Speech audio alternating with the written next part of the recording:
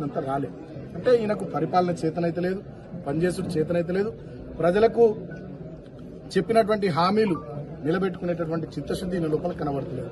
మరి 1,40,000 కోట్లు అప్పు చేసింది, ఆ పైసలు ఎటు పోయినాయి? అదేవిధంగా రాష్ట్ర ఆదాయం రెగ్యులర్ గా వ్యాట్ ద్వారానో జీఎస్టీ ద్వారానో మన దగ్గర నుండి పన్నుల రూపాయలు వచ్చేటటువంటి ఆ డబ్బులు ఎటు పోతున్నాయంటే ఢిల్లీకి కాంగ్రెస్ హైకమాండ్ కు మూటలు పంపిస్తున్నాడు.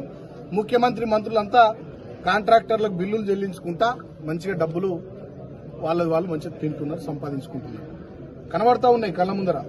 మూసి ప్రాజెక్ట్ అంటున్నాడు 1,50,000 కోట్లని. తర్వాత కొడంగల్ నారాయణపేట లిఫ్ట్ ఇరిగేషన్ అంటున్నాడు 4,000 పైచిలకు కోట్లు. మెగా కృష్ణారెడ్డికి ఒక ముక్క, రాఘవ కన్స్ట్రక్షన్స్ పొంగులేటి శ్రీనివాసరెడ్డి మంత్రికి ఒక ముక్క.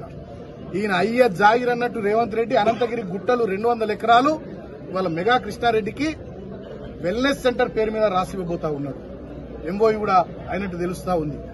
నీ అయ్యే జాగిరా అని అడుగుతా ఉన్నాం. అంటే ఒక మాటలో చెప్పాలంటే ఉమ్మడి ఆంధ్రప్రదేశ్ రాష్ట్రంలో అప్పటి పాలక వర్గాలు, అప్పటి ప్రభుత్వాలు ఏ రకంగా పనిచేసినా ఇవాళ రేవంత్ రెడ్డి సేమ్ అదే పనిచేస్తా ఉన్నాడు.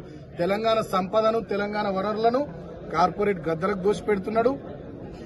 అదేవిధంగా ప్రశ్నించేటోళ్ళందరి మీద జర్నలిస్టులు, ప్రతిపక్ష పార్టీలు అందరితో సహా అందరి మీద కేసులు పెడుతున్నాడు, నిర్బంధాన్ని ప్రయోగిస్తున్నాడు. దీన్ని ఒక పోలీసు రాజ్యం చేసి తెలంగాణను ఇవాళ కాంగ్రెస్ పార్టీ అక్రమాలు, దుర్మార్గాలు, అవినీతి చర్యలకు ఇవాళ వీళ్ళు పాల్పడతా ఉన్నారు.